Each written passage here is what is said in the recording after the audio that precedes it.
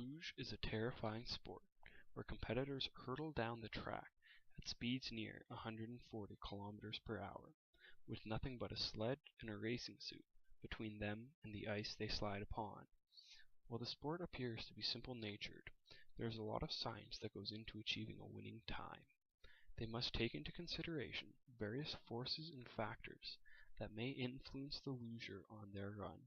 On top of the varying energy levels that the luger has throughout the race, they must also take into consideration the forces of gravity, friction, and drag.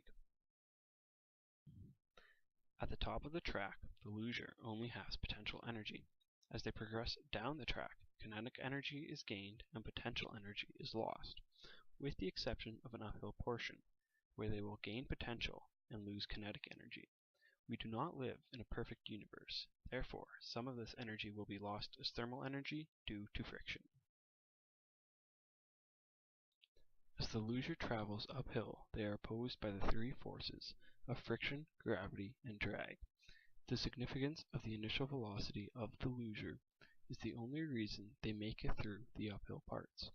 As the luger travels downhill, they are opposed by both friction and drag, but helped along by gravity, which is greater than the other two.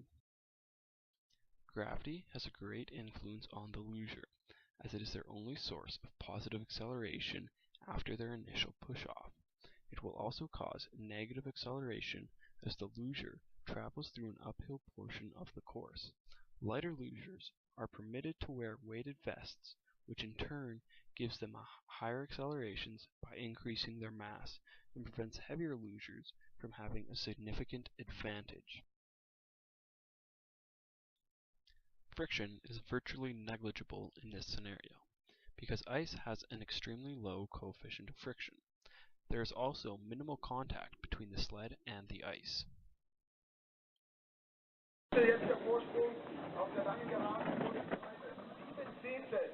All of the topics that we have talked about have been simple to comprehend compared to the concept of drag, which will blow your mind. Drag is the force that we have come to know as air resistance, which opposes an object's motion as it travels through a fluid-like substance. The equation to calculate drag is d equals 1/2 cp SV squared, where d equals force of the drag, c is the drag coefficient, p is the density of the air, v is the velocity of the object relative to the air, and s, sometimes written out as capital A, is the frontal area of the object, perpendicular to its velocity. In a sport like luge, where every thousandth of a second counts, you need to maximize your velocity in order to minimize your time. Since the force of drag is always opposing the velocity of the luger, it is vastly important to minimize your drag, as this is the difference between winning and losing. In order to minimize the amount of drag acting upon the luger, you must reduce your reference area, previously regarded to as the frontal area. Drag has a direct relationship with all factors except velocity. However, only the reference area can be easily manipulated in order to reduce the amount of drag affecting the luger. Reference area can be reduced by wearing a skin-tight suit with a low coefficient of drag, and keeping the body as streamlined as possible, without lowering the head so much as to reduce your vision of the track. As exemplified earlier in the video, luge is much more complicated than what first meets the eye. The luger must take into account a number of different forces and factors that have the ability to affect their run. If the luger understands all of the different aspects that were discussed in this video, they will surely do well in the sport of luge. He's very good coming into these last corners.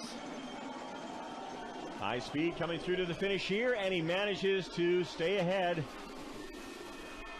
Not by much, though. Thierry Jet says, there you go. There's John Fennell.